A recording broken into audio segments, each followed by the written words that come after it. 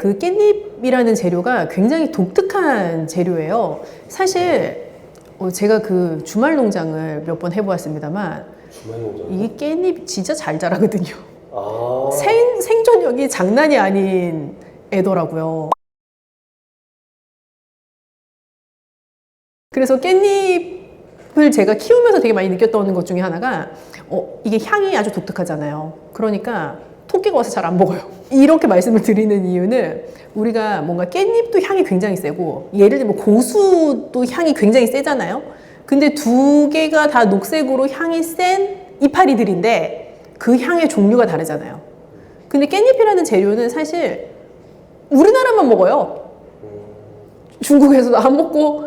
근데 어떻게 보면 우리나라는 고수라는 재료를 즐기기 시작한 지 얼마 안 됐잖아요. 그래서 전통적으로 이 깻잎은 한국에 굉장히 특화된 재료이고 그걸 역으로 생각하면 굉장히 생소한 향이 나는 이파리인 거예요. 그래서 우리나라에서는 고기 드실 때도 많이 드시고 깻잎지 같은 것도 담그시고 깻잎으로 가볍게 밑반찬도 하시기도 하고 또 어디다가 향을 좀 더하고 싶을 때 깻잎을 채 썰어서 넣기도 하는 등 다양한 용도를 깻잎이 갖고 있죠. 그래서 우리나라에 어찌 보면 초록색 채소 중에서는 아주 고유의 재료가 아닐까 생각합니다. 네, 깻잎이 작고 가볍지 않습니까? 그래서 그 효능이라는 걸 느끼려면 아주 많이 먹어야 된다는 문제가 있긴 한데요. 고기 드실 때 쌈 싸 드시는 정도로는 한 대여섯 장, 10장 이렇게 드실 텐데 사실 그 효능이라는 것이 참 뭐라 말할 수 없는 미비할 수 있어요. 왜냐하면 모든 것은 양에 따라 비례를 하는 것이기 때문에. 네, 그러나 어쨌든 깻잎 자체는 파워풀한데 우리가 멸치 칼슘의 왕이다 그런 말 하잖아요. 근데 깻잎에도 칼슘 많아요. 신기하시죠? 그래서 깻잎도 칼슘이 굉장히 많은 식재료 중에 하나이고요. 또 독특한 향미를 가지고 있는 재료이다 보니까 깻잎을 먹음으로써 어떻게 보면 내가 약간 입맛이 돋구어지기도 하고 다른 음식을 더 다양하게 섭취해보고자 하는 욕구가 생기기도 해요. 그래서 그런 것들이 향이 또렷한 식재료가 주는 이점이기도 하죠. 그래서 입맛이 없을 때 나에게 내가 좋아하는 향을 주는 재료를 곁들임으로써 내가 다른 음식을 좀 더 적극적으로 섭취할 수 있게끔 하는 그런 통로가 되기도 하죠. 어떻게 보면 이게 양배추 환도 있고 우리가 채소 가지고 만든 다양한 환 종류들이 있잖아요. 근데 이게 맞으시는 분도 있고 그게 오히려 좀 무리가 되시는 분도 있을 수 있어요. 그래서 제가 아주 그냥 재미난 예시를 들어드리면 옆집에 사시는 어떤 분이 다이어트를 할 거라고 무슨 뭐를 먹고 살을 뺐어요. 나도 따라 해야지. 똑같이 따라 해도 나 살 안 빠질 수 있거든요.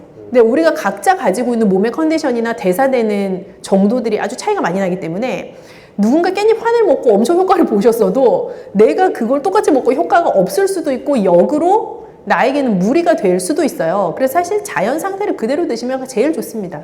깻잎은 작지만 어떻게 보면 강한 향을 가지고 있는 재료이다 보니까 아까 잠깐 언급드린 것처럼 내 식사를 좀 즐겁게 해줄 수 있는 기본 재료라는 생각이 들어요. 그럼 밥맛 없을 때 우리 어렸을 때도 생각해보면 엄마가 생깻잎 이렇게 해서 간장에 살짝 담아가지고 주는 그 깻잎 반찬이 나를 또 입맛이 돌게 하기도 하고 했었잖아요. 내 식욕을 돋워주는 효과가 있을 수 있고요. 그리고 깻잎 자체가 칼슘 함량이 높은 재료이기 때문에 어떻게 보면 우리가 일반적으로 칼슘 함량이 높은 재료들에서 얻을 수 있는 뼈 건강이랑도 연결해서 생각해 볼 수도 있죠. 모든 나물류의 채소가 다 마찬가지인데요. 생 상태로 먹는 것보다 사실 살짝 데쳐서 먹게 되면 훨씬 많은 양을 먹을 수 있어요. 예전에 엄마가 시금치 나물 하던 거 생각해 보면요. 시금치가 이만큼 있어요, 부엌에. 그 엄마가 물을 끓여서 그거를 들통에 살짝 데치면 그 시금치 이만큼 부피였던 생시금치가 요만한 양으로 줄어들잖아요. 그건 어떻게 보면은 나한테 생시금치를 이만큼 먹으라면 못 먹는데 시금치 나물 요만큼 먹으라면 먹을 수 있거든요. 그래서 채소를 가장 많이 섭취할 수 있는 방법이 사실은 데친 나물, 우리가 전통적으로 숙채라고 부르는 조리법에 해당하는데요. 깻잎도요. 깻잎 순 같은 것을 많이 사셔서 살짝 데쳐서 나물로 해 드셔도 아주 좋고요. 또 당연히 생으로 쌈 싸 드셔도 맛있지만 그 데친 깻잎을 이용해서 달걀찜에 넣으신다거나 달걀 마리를 만들어서 드신다거나 하는 등의 단백질과 같이 섭취하실 수 있는 방법을 또 선택해 보셔도 좋겠고요. 깻잎이 예쁘게 생겼잖아요. 그래서 깻잎 전도 요즘은 많이들 드시는 것 같은데 뭐 두부 같은 거 잘 으깨서 살짝 저염으로 양념하시고 깻잎 사이에 넣어서 앞뒤 이렇게 붙여서 달걀물 해서 잘 부쳐내시면 또 맛있는 향긋한 깻잎 전을 드실 수도 있죠. 깻잎을 그 주재료로 쓰시는 것도 방법인데 제가 추천드리고 싶은 것 중에 하나는 제가 이 메뉴를 한번 추천드려 볼까 봐요. 청포묵 깻잎 김무침. 우리 왜 한식당 같은 데 가면 이렇게 탕평채, 미니 탕평채처럼 청포묵 나오고 거기에다 뭐 달걀 지단이나 당근 채 썬 것 그런 거 같이 잘 볶아낸 것들이 이렇게 버무려서 나오는 요리들이 나오잖아요. 그것과 비슷한 느낌의 요리예요. 그래서 청포묵 잘 데쳐서 준비하시고 또 깻잎도 썰어서 준비하시고 김도 그렇게 준비하시면 아주 저염의 양념으로 김의 맛, 향긋함이 있잖아요. 그리고 김도 감칠맛이 아주 좋거든요. 그리고 깻잎 자체가 가지고 있는 고유의 그 향미 그리고 청포묵의 담백하고 약간 쫀득쫀득한 맛이 잘 어우러져서 맛있게 재미있는 식감으로 드실 수 있는 요리예요. 제가 근데 듣기만 해서도 너무 좀 좋을 것 같은데 네. 다음번에 하면은 좀 이걸 조리하는 것도 좀 같이 아, 그럴까요? 우리 네. 쿠킹 클래스 한번 할까요? 언제? 쿠킹 스테이션이 원주에 있다고 좀 들었는데 네, 저희가 같이 요리할 수 있는 공간 뭐 가지고 있는 것들이 있어서 네. 이렇게 말로 하는 거랑 요리하는 걸 보여드리는 게 좀 다르잖아요. 그래서 더 다양하게 응용하실 수 있는 방법 같은 거 한번 같이 해보면 좋을 것 같아요. 뭘 만드는 게 좀 도움이 되시겠는지 좀 댓글로 올려주시면 좋지 않을까요? 그렇게 해서 한번 또 조리하는 거 실제로 보시면서 저는 누구나 좀 건강한 식생활을 할 수 있는 환경이 되었으면 좋겠다라는 생각을 늘 하고 있기 때문에 또 조리하는 거 보여드리면서 그렇게 응용하실 수 있다면 저에게도 좋은 기쁨입니다. 뭐 깻잎 자체는 아주 독특한 향미를 가진 채소이기 때문에 호불호가 있을 수 있어요. 그런데 지금 우리나라에서 굉장히 각광받는 전통 재료라는 생각이 들어요. 그래서 그 재료들의 어떤 향미를 바탕으로 해서 나에게 좀 식욕을 돋울 수 있는 방법들도 한번 고민해 보시고 또 깻잎 드실 때 어떻게 하면 더 맛있게 드실 수 있는지 또 더 영양적으로 우수하게 드실 수 있는지 단백질 재료 같은 거 잘 곁들여서 드실 수 있는 방법들도 드렸으니까 또 영상 돌려보시면서 응용하실 수 있는 방법 찾아보셔도 좋을 것 같아요. 네, 박사님 안녕하세요. 네, 안녕하세요. 또 뵙습니다. 아 요즘 진짜 구독자분들이 반응이 아주 뜨거운데 아, 네. 저도 좀 깜짝 놀랐는데 어떡하죠? 그 조회수 높게 나온 거 30만 뷰 가면 이벤트 한번 할까? 추첨해서 책 드리기? 그런 거 할까요? 좋아요. 네. 신작 영상에서 조회수 30만 되면 책 몇 명한테 드릴 건가요? 5분? 5분! 좋아요를 제일 많이 받는 댓글 좋아요. 5분에게 보내드리도록 하겠습니다. 박사님 근데 요즘 네. 단호박 철이잖아요. 아, 맞아요. 맛있잖아요. 단호박 너무 맛있죠. 쪄먹어도 맛있고 단호박에 대해서 좀 알고 네. 싶은데 소개시켜 주실 수 있을까요? 사실 단호박이 겉에는 짙은 초록색인데 딱 가르면 아주 선명한 주황색 그런 컬러가 나오잖아요. 제가 지난 영상에서도 어디에선가 강조드렸던 게 채소의 색깔이 뚜렷할수록 사실 우리 몸에 좋은 영향을 미칠 수 있는 가능성이 높다라는 말씀을 드렸는데 단호박이 대표적인 채소라고 생각을 해요. 그래서 단호박 색깔의 노랗고 주황색이고 그런 채소들은 베타카로틴이라고 부르는 영양소가 많이 들어있어요. 그런 얘기 들어보셨을 텐데 누구나 어렸을 때 당근 먹으면 눈 좋아진다. 엄마 그런 얘기 많이 하잖아요. 당근에 있는 베타카로틴이 활성형 비타민 A로 바뀌면서 내 눈 건강에 도움이 되는 영양소로 변신할 수 있기 때문인데 단호박도 마찬가지 원리예요. 베타카로틴이 많고 그 베타카로틴을 내가 적정한 방법으로 잘 섭취해서 내 몸이 잘 대사하고 나면 활성형 비타민 A로 바뀌면서 나에게 좋은 영향을 주는 기초 영양소가 됩니다. 주황 계열의 색깔이 네. 나는 음식들은 전부 다 베타카로틴이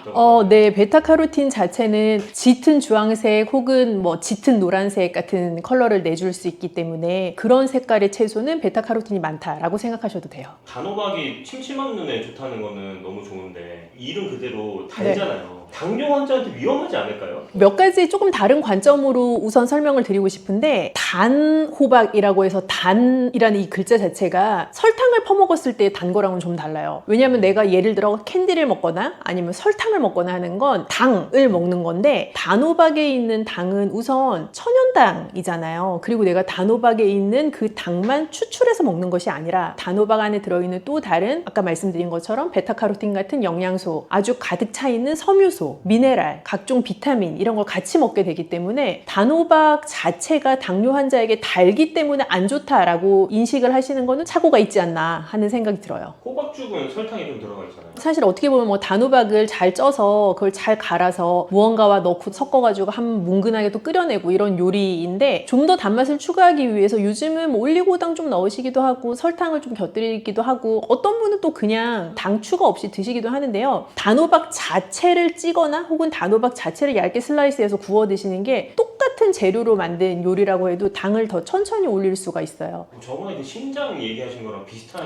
맞아요. 그래서 결국은 같은 재료라도 어떤 조리법으로 요리해서 먹느냐에 따라서 혈당에 미치는 영향은 좀 다를 수 있죠. 고구마보다 당지수가 높잖아요. 고구마보다 위험한 거 아닌가요? 당지수라는 개념도 있지만 우리가 당 부하라고 하는 개념이 별도로 있는데 예를 들면 내가 고구마 작은 거 한 개를 먹는 거랑 큰 단호박 한 개를 먹는 건 고구마 한 개, 단호박 한 개이긴 하지만 중량이 다르잖아요. 어떤 재료를 먹느냐도 중요하지만 어떤 재료를 어느 만큼 먹느냐라는 관점에서 보면 당뇨 환자분들한테 단호박을 권할 때 종이컵 한 컵 정도 되는 양이 한 번에 드실 수 있는 적정량 정도다라고 말씀을 드리거든요. 가볍게 설명드릴 때는 그 정도 양이라고 하면 사실은 혈당을 그렇게 올라가게 하는 재료는 아니에요. 우리가 GI 지수라는 말을 요즘 많이 쓰시는데 그 GI 지수만 가지고 모든 재료에 당에 미치는 위험성이라는 것을 판단할 수는 없습니다.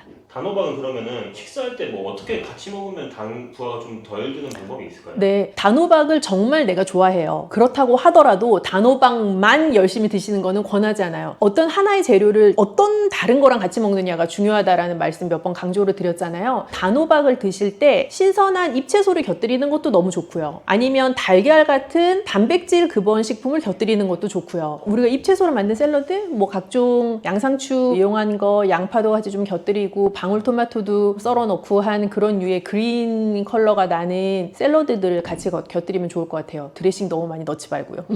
천연당에 대해서 조금만 더 설명해 줄 수 있을까요?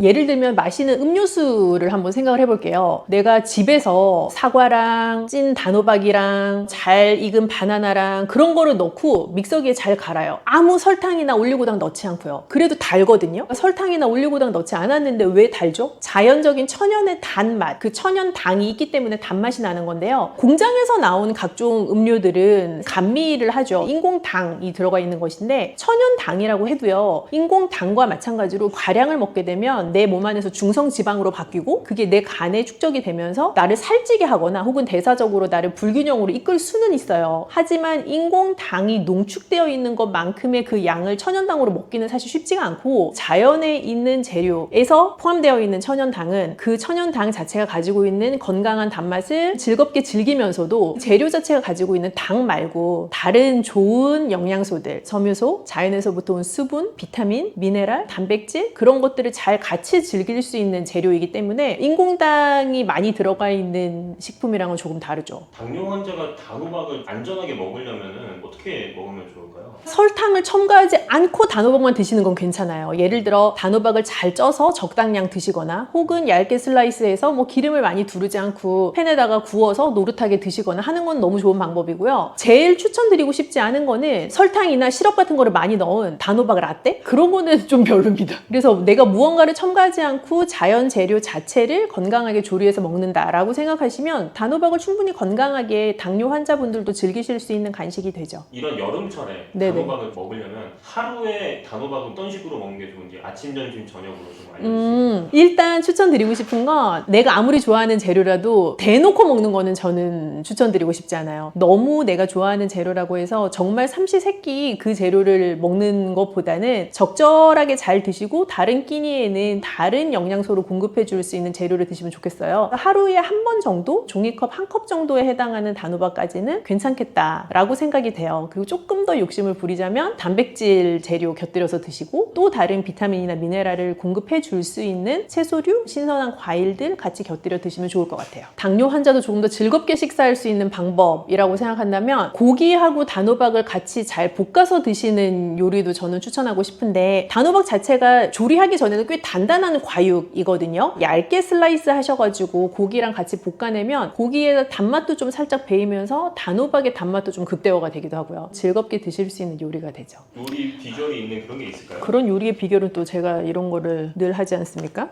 그 무슨 책인가요? 최고의 당뇨밥상. 최고의 당뇨밥상은 나온 지가 벌써 꽤 몇 년 된 책이에요. 금방 찾으실 수 있고, 여기에 저희가 예전에 준비할 때 나왔던 요리를 보니까 오리 단호박 볶음이라는 요리가 있습니다. 오리 고기 자체가 또 불포지방산이 많아서 환자분들도 많이 좋아하시는 단백질 근본인데, 단호박 얇게 슬라이스하고 양파랑 홍고추 같은 것도 같이 슬라이스해서 식용유 조금 두르고 볶아낸 그런 요리예요. 그래서 단백질도 같이 먹을 수 있고 좋은 지방산도 먹을 수 있고 단호박이 가지고 있는 섬유소, 천연당의 달큰한 맛 같이 잘 즐기실 수 있는 메인 요리입니다. 제가 듣기로는 그 책이 베스트셀러에 맞습니다. 이 이거 찾는 분들이 너무 많더라고요. 최고의 당뇨밥상은 아주 저에게는 첫째 같은 책이죠. 건강 부분 베스트셀러라고 쳐보면 나오는 건가요? 네, 뭐 최고의 당뇨밥상 혹은 당뇨식단, 당뇨밥상 이렇게 검색하시면 아마 가장 먼저 만나실 수 있으실 거예요. 단호박은 사실 저온 저장이 가능한 채소이기 때문에 사계절 내내 좋아하시면 즐기실 수가 있어요. 제철에 먹는 단호박은 기분 좋은 느낌이 있으니까 좀 재미있게 맛있게 즐기셨으면 좋겠는데, 가장 추천드리고 싶은 방법은 다른 첨가물 내가 추가적으로 넣지 않고 굽거나 쪄서 드시는 거 추천드리고, 항상 강조드리지만 적당한 양만큼 드시는 거 굉장히 중요하고요. 근데 왜 좋다 그랬죠? 단호박이? 베타카로틴. 맞아요. 단호박은 베타카로틴이 많은 채소라고 말씀드렸는데, 뚜렷한 주황색, 노란색을 가지고 있는 채소류들 즐기시면 눈 건강에도 도움이 되고 또 항산화 작용도 가지고 있으니까 당뇨 환자도 부담 없이 설탕 추가만 안 하신다면 잘 드시고 건강한 여름 나셨으면 좋겠습니다.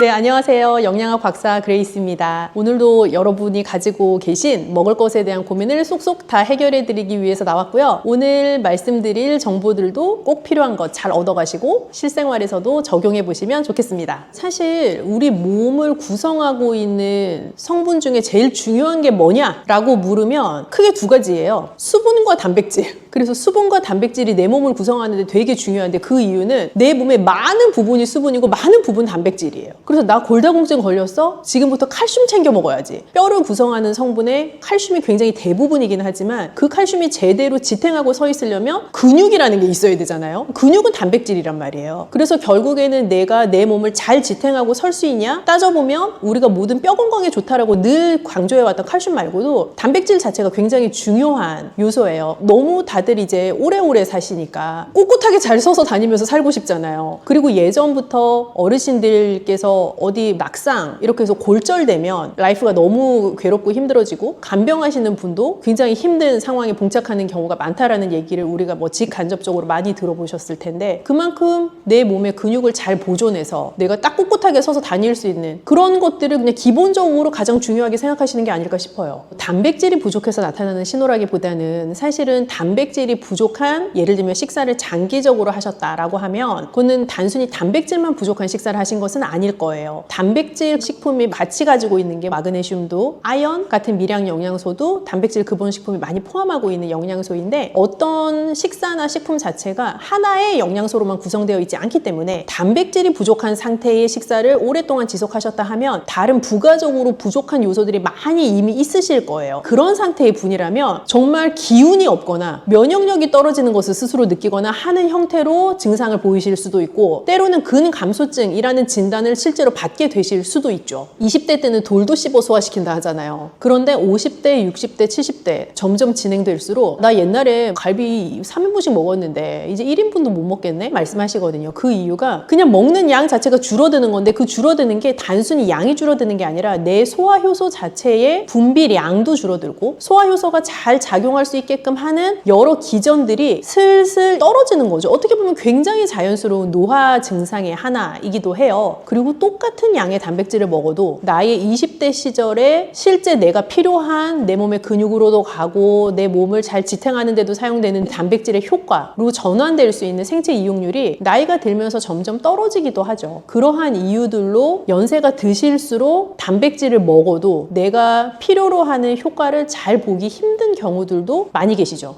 우리나라 분들은 뭔가 식사에 대한 제 커멘트를 드리면 정말 열심히 들으시고 실천도 하신단 말이에요. 잘못된 방법으로. 왜 잘못된 방법으로 실천하시냐? 알려드린 거를 너무 열심히 하시다 보니까 그래요. 단백질을 챙겨 드셔라 라고 말씀을 드리면 삼시세끼 과량의 단백질을 챙겨 드시는 거죠. 근데 그렇게 챙겨 드셔도 큰 소용이 없고요. 하루에 한 끼에 몰아서 드셔도 소용이 없어요. 자, 이 말은 무슨 말이냐면 내가 하루에 먹으면 좋을 적정량의 단백질을 정해두고 그거를 새끼로 잘 나누어서 먹는 것이 중요한데 많은 단백질을 한 번에 섭취했다고 해서 그 단백질이 모두 내 몸에 들어와서 잘 워킹하는 게 아니에요. 그래서 오히려 적정량을 잘 나누어서 드시는 것이 내가 먹는 만큼의 단백질 효과를 볼 수 있는 좋은 방법이죠. 그러면 무슨 단백질을 먹어야 되냐 또 부가적으로 궁금하실 수 있잖아요. 양질의 단백질을 드셔야죠. 그럼 또 양질의 단백질은 뭔데? 라고 물어보실 거잖아요. 양질의 단백질이라는 것은 내 몸에 들어와서 잘 대사되어서 나에게 좋은 효과를 줄 수 있는 단백질이라고 생각하시면 돼요. 그럼 조금 쉽게 설명하면 일단 소화가 잘 되는 단백질일 것, 생체 효용률이 높은 단백질일 것, 이렇게 요약해 볼 수가 있는데 소화가 잘 된다는 것은 어떤 근본의 식품이냐도 중요하지만 한편으로는 어떤 조리법으로 먹느냐도 되게 중요해요. 그래서 물에 빠진 고기를 사랑하게 되면 좋겠다라는 말씀을 제가 여러 번 드렸었는데 단백질도 우리가 뭐 식물성 단백질보다는 동물성 단백질이 일반적으로 생체 효용률이 높은데 그 동물성 단백질을 더 소화되기 쉽게 먹을 수 있는 형태가 물에 삶거나 혹은 찌거나 하는 조리법을 잘 활용하시는 거죠. 그래서 그런 조리법의 단백질 음식을 하루에 적정량만큼 정해두시고 두세 번에 나누어서 드셔라 라는 것이 가장 정확하고도 가장 효과적인 지침입니다. 동물성 단백질이 식물성 단백질보다 생체 효용률은 높지만 일반적으로 소화 흡수되는 것은 식물성 단백질이 높을 수가 있어요. 그래서 콩이나 두부 같은 재료들이 돼지고기나 소고기 같은 고기류보다는 조금 소화가 잘 될 수가 있고요. 고기류 중에서도 지방 함량이 적은 부위가 또 소화가 잘 돼요. 쉽게 생각해 보시면 목살을 먹는 거랑 삼겹살이나 오겹살을 먹는 게 당연히 상상만 해도 소화되는 게 약간 다르시잖아요. 그래서 그런 느낌이 되게 정확하신 느낌인 거죠. 또 조리법에 따라서도 소화 흡수되는 게 다를 수가 있는데요. 달걀도 예를 들어 삶아서 먹을 수도 있고 달걀 프라이로 드실 수도 있고 달걀 찜으로 드실 수도 있는 등의 다양한 조리법이 있을 수 있는데 조금 더 부드러운 형태가 되게끔 조리를 하시면 아무래도 내 몸이 받아들였을 때 소화하는 역량은 훨씬 더 올라가게 되죠. 운동을 하면은 당연히 단백질의 전체적인 대사에 도움이 될 수가 있는데 이게 아주 영한 친구들처럼 근육을 붙이기 위해서 단백질을 지금 드시는 건 아니라 나의 근육을 잘 보존하고 내가 더 건강한 생활을 하기 위해 드시는 거다 한다면 과량의 단백질과 운동을 막 세게 병행하시는 것보다는 적당한 강도의 운동을 하시고 한 1시간쯤 후에 단백질을 드시는 거? 그 정도 좋을 것 같아요. 약간의 땀이 나는 정도. 이 정도가 가장 모두에게 기준으로 삼을 수 있는 적당한 운동입니다. 예를 들어 제가 뭐 하루에 30분씩 뛰세요? 어떤 분에겐 너무 약한 강도의 운동일 수 있고 어떤 분에겐 도저히 못하는 강도의 운동일 수 있어요. 그래서 내가 했을 때 약간 숨이 차는 것이 느껴지면서 전화가 왔을 때 그래 하면서 약간 받으실 수 있는 정도, 그리고 살짝 내가 땀이 난다는 거를 느낄 수 있는 정도의 강도의 운동이 추천할 만한 운동이에요. 우선 단백질을 드실 때 저는 조리법을 포함하여 곁들이는 짝꿍 음식이 되게 중요하다고 생각을 해요. 그래서 단백질을 요즘 젊은 세대에서 단백질 섭취할 때 제가 말리고 싶은 건 단백질만 드시는 거예요. 예를 들면 단백질 쉐이크, 닭가슴살 이런 류의 재료에만 집중해서 식사를 구성하시는 경우가 있는데 그렇게 하는 게 사실 나이가 들수록 그 식사법을 따라하면 신장에 굉장히 무리가 갈 수가 있고 또 젊은 친구들처럼 근육을 막 크게 만들기 위해서 단백질을 드시는 게 아니기 때문에 단백질과 함께 무엇을 먹는가에도 조금 신경을 쓰시면 좋겠어요. 예를 들어서 뭐 단백질 적당량과 함께 잡곡밥 혹은 잡곡빵 아니면 신선한 채소, 과일 그런 것들을 같이 곁들여서 드시면 그 단백질을 먹는 재미도 올라가기도 하고 또 단백질을 실제로 더 잘 대사되게 만들 수 있는 다양한 미량 영양소를 같이 섭취하시는 것이기 때문에 훨씬 더 좋아요. 단백질을 또 챙겨 드시라고 말씀을 드리니 누구나 그런가 보다라고 생각하시면은 살짝 곤란할 수 있는데 그건 지금 이 방송을 보시는 본인의 상태에 따라 좀 다를 것 같아요. 만약에 건강검진을 했는데 뭐 신장 질환 초기 증상이 보인다라는 커멘트를 들으셨거나 혹은 신장 지표, 우리가 사구체 여과율 같은 지표들을 쓰는데 그런 지표의 수치가 비정상적인 범주에 있다라는 그래프를 만약에 보신 적이 있다면 단백질을 너무 과량으로 드시는 건 조금 위험할 수 있어요. 신장이라는 기관에서는 단백질을 최종적으로 대사하고 걸러내야 되는데 단백질을 너무 많이 먹게 되면 그 단백질을 너무 많이 먹은 것만큼 내 신장에 무리가 가요. 그래서 실제로 우리가 시니어가 되어도 단백질 섭취를 잘 하는 것은 굉장히 중요하지만 내가 신장이 안 좋은 상태라는 얘기를 들으셨다면 마냥 그 단백질을 많이 챙겨 드시는 게 능사는 아니다 라고 생각을 하셔야 될 것 같아요. 사실 단백질은 우리 몸을 지탱하는 데 있어서 내 몸의 근육을 유지하고 만드는 데 굉장히 중요한 필수 영양소인데요. 단백질 섭취를 내가 잘 해보겠다라고 마음을 먹고 챙겨 드실 때 너무 과량으로 챙겨 드시지 않도록 주의하시면 오히려 좋을 것 같아요. 동물성 단백질 중에서도 기름기가 적은 부위 선택하셔서 물에다 찌거나 삶는 조리법으로 조리하시면 가장 좋다. 그리고 다양한 재료의 단백질 급원 식품을 활용하시면 좋겠다. 예를 들어 고기도 드시지만 생선도 드시고 달걀도 드시고 우유나 콩, 두부 같은 것도 다 단백질 식품에 해당하니까 잘 챙겨 드시면 좋겠습니다. 네, 안녕하세요. 저는 허브티 디자이너 국찬양이라고 합니다. 허브티 디자이너 처음 들어본 것 같은데. 처음 들어보시죠? 자연에서 나는 식물을 허브라고 하잖아요.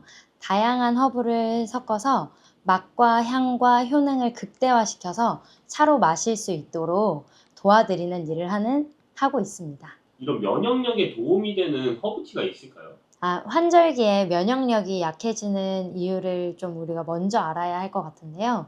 가장 큰 이유는 일교차 때문입니다. 우리 몸이 갑자기 추워지거나 아니면 갑자기 더워지면 그 온도차 때문에 순간적으로 면역 체계가 약해져요.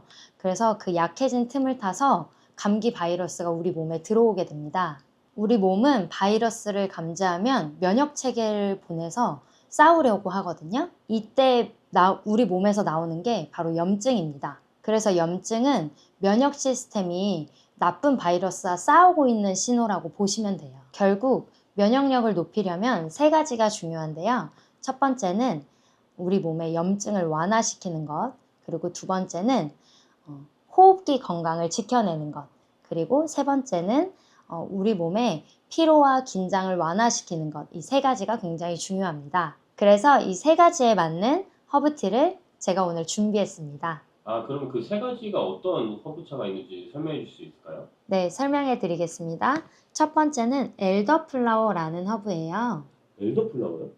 엘더플라워 처음 들어보는 차인 것 같은데. 네, 처음 들으신 분들도 계시죠? 굉장히 생소한 허브일 건데요.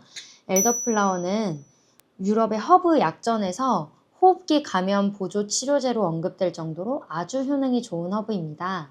그래서 감기뿐만 아니라 축농증이나 편도염, 인후염 같은 각종 염증과 알레르기에도 한 잔 드시면 코와 목을 편안하게 해주고 자연스럽게 건강을 지켜줍니다. 엘더플라워는 어떤 향이 나나요?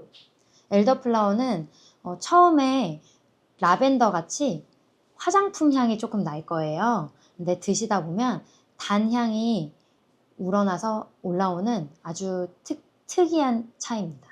네, 다음은 캐모마일입니다. 캐모마일은 우리 몸의 염증을 완화해서 면역력이 제 역할을 할 수 있도록 도와줘요.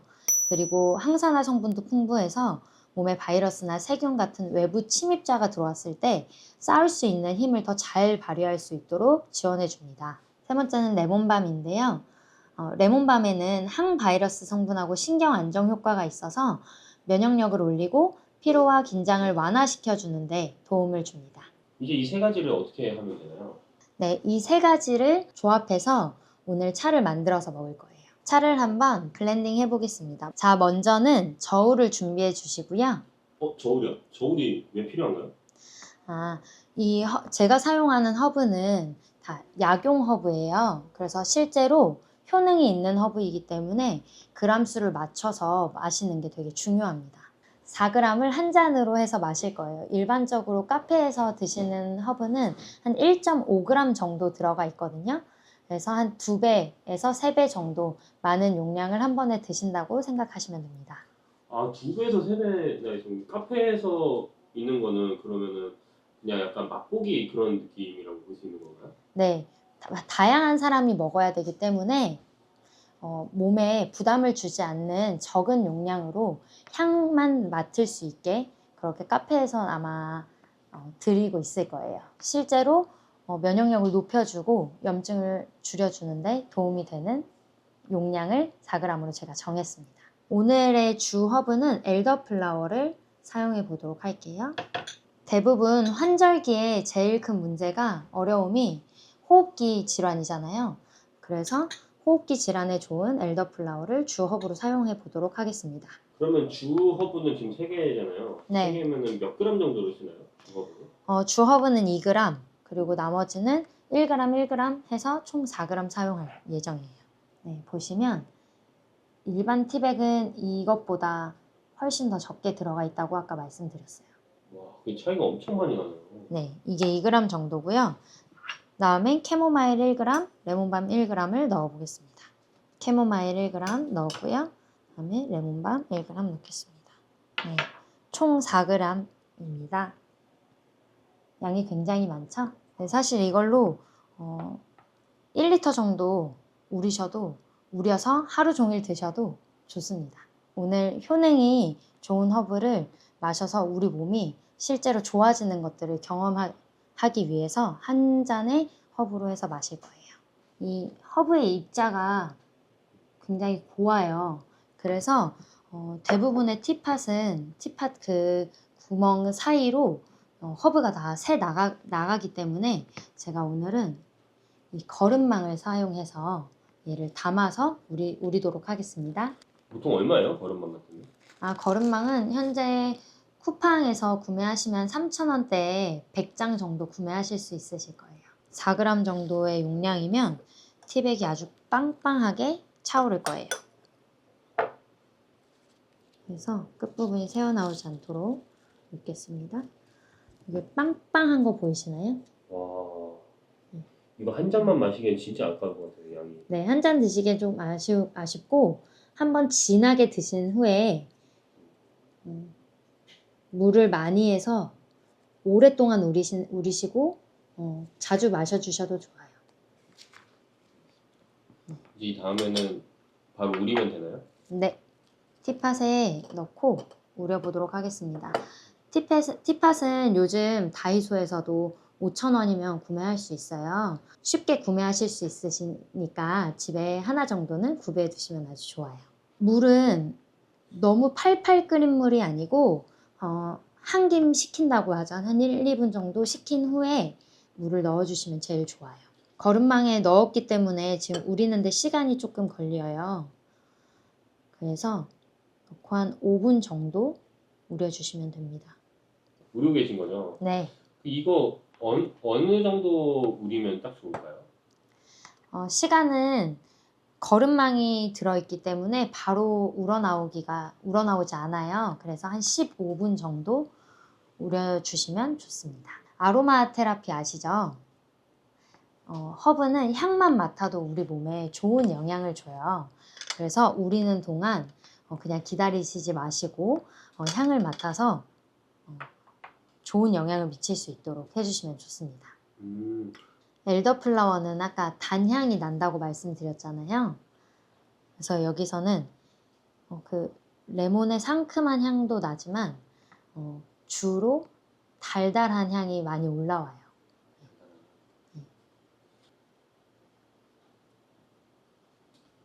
가장 좋은 건 각각의 허브를 구매를 하셔서 직접 집에서 그람수에 맞춰서 만들어 드시거나 아니면 싱글로 하나씩 또 맛도 보시는 게 제일 좋죠.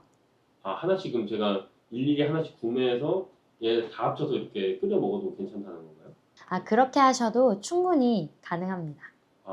근데 그렇게 해서 마시는 거는 좀 굉장히 귀찮을 것 같거든요. 네. 그래서 좀 이런 거를 좀 한데 모은 거를 좀 그 제품이 따로 있으면 딱 좋을 것 같아요. 요즘 같은 환절기에 집에서 간편하게 드시기 좋게 제가 준비를 했는데요. 저희 온라인 몰에서는 현재 12,000원에 판매하고 있는데 구독자분들에게 9,900원에 드리려고 준비했습니다. 보시면 면역력에 좋은 허브티 3가지 블렌딩한 것부터 침침한 노년에 눈을 맑게 해주는 그런 티, 그리고 불면증에 좋은 허브티, 그리고 혈압하고 혈당 조절에 좋은 티, 이렇게 3가지씩 제가 아까 보여드린 것처럼 3가지씩 허브를 블렌딩해서 이렇게 총 선물 세트로 만들어서 판매하고 있어요. 이게 얼마인가요? 네, 원래는 4만 원대에 저희가 판매하고 있는데요. 구독자분들에게 제가 특별하게 할인해서 드리려고 합니다. 할인해서 얼마? 네, 가격은 29,000원대 구매하실 수 있게 준비했습니다. 네, 구매는 우측 상단에 전화번호 있고요. 자세한 내용은 아래 고정 댓글 확인하시면 됩니다. 네, 이제 차를 한번 마셔볼게요. 기다리고 있는 동안에 되게 진하게 우러나왔어요. 이렇게. 노랗게 우러나온 게 너무 예쁘죠, 색깔이. 그래서 아까도 말씀드렸듯이 허브는 마시는 순서가 있어요. 먼저는 코로 향을 맡아주시는 거예요. 충분히 맡아주세요. 향에도 충분히 효능이 있기 때문에 맡아주시면 좋습니다. 그 다음에 차로 천천히 음미해 주시면 됩니다. 색감이 참 예쁘죠?